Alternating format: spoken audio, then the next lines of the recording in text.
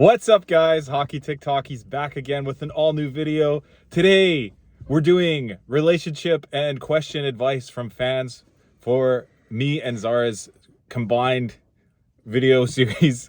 It's called Ask Zara and Hockey, and we have an email. It's called zaraandhockey@gmail.com, where you guys can send in your questions, because so many people have been asking us every time we do our lives together, oh, you guys should answer our questions about our dating advice or relationships and stuff like that. So we made this email. We're getting people to send in their questions and their concerns. Yes. Yeah.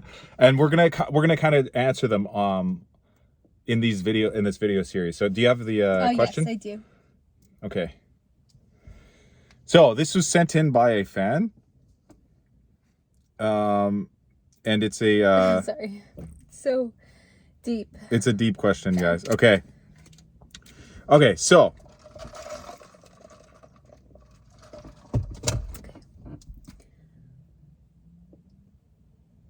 the question says, I'm sitting here with a moral dilemma and I could really use some outside perspective. I, 34-year-old female, recently ended a long-term relationship with my ex, a 45-year-old male. We have kids together. Ooh. And we continued living in the same house for a while after the breakup. I then moved into my own place about 6 weeks ago. The relationship was complicated and emotionally exhausting, but it's done now and I feel alive again. Here's where it gets messy. There's a mutual friend, a 49-year-old male, someone my ex and I both met last year, and we both really liked him. He was our friend, not just my ex's. We hung out together, and he and I never hung out alone. There's always been this easy chemistry and deep intellectual connection, but it never crossed any lines. My ex even once said, you really perk up around... I'm going to change his name. Yeah. Just to make it less, more anonymous for our fans. So we'll just call him... Let's do Bugatti. Okay. It's not a name. No. How about like Derek or James. something? Okay. Yeah. Okay, let's say Derek. Sorry. Or how about Chad? Chad. Yeah, Chad.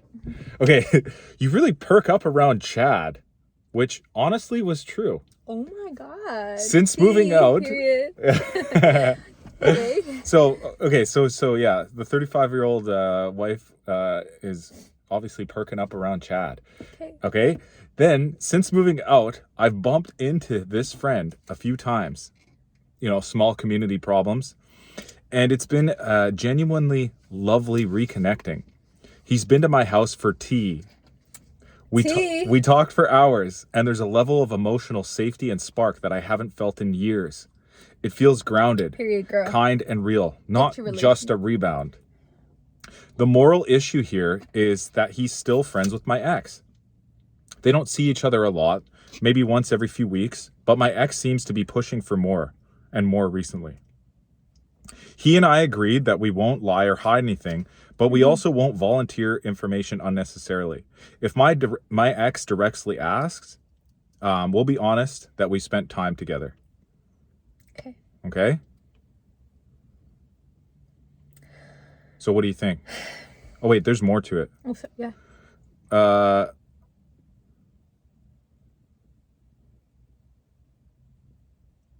Oh yeah, so it says if the ex asks, she's going to directly say that they've spent time together, but they're going to keep the details private and respectful. What details? I thought she just came for tea. I don't know. But anyways, still, she keeps circling back to the question, is it inherently wrong to explore something romantic with someone my ex still considers a friend, even if it's honest, consensual, and comes from a place of integrity? I don't want to act out of loneliness or rebellion. I'm actually loving being on my own, but I also don't want to suppress something that feels healthy and authentic because of how it might look.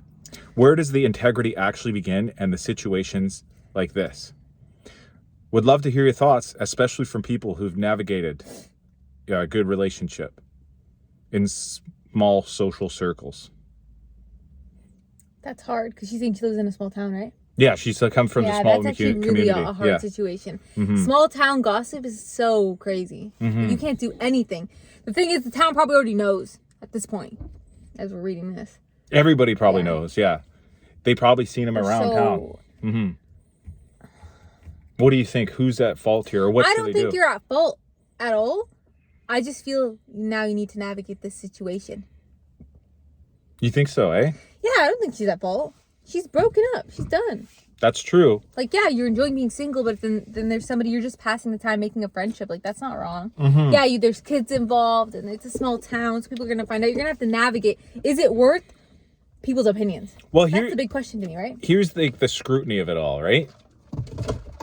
The scrutiny is that it's a small town. Yes. And that means that no matter what they do, they're cooked. They're cooked, yeah. Because guess what?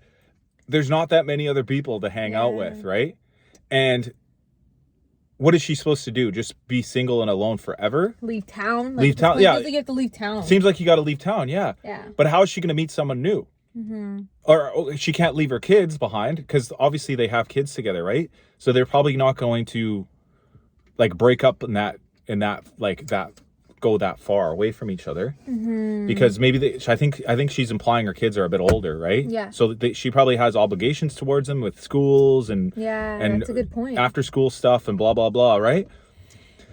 And now if she wants to, branch out again and meet new people, I think that could be really hard and it would be really vulnerable to try and do. Whereas this guy, this mutual friend, she already trusts him and feels comfortable around him, so it's less, intimidating to go out and meet a stranger if she wants to have a connection again.